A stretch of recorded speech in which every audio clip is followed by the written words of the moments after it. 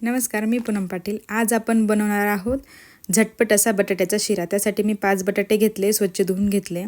नंतर कुकरमध्ये 1 तांबे इतकं पाणी टाकले। ते बटाटे टाकून आपण 5 ते 6 शिट्ट्या घेतलेल्या आहेत। नंतर बटाटे शिजल्यावर मी त्याचे साल काढून त्याला मॅश करून घेतले। नंतर अर्धी वाटी इतकी साखर आणि 4 ते 5 चमचे इतके तूप घेतले। एक कढईत तूप गरम केले। तूप छान गरम झाल्यानंतर ते बटाटे मी किसून घेतले होते ते टाकले। मिक्स करून घ्यायचे,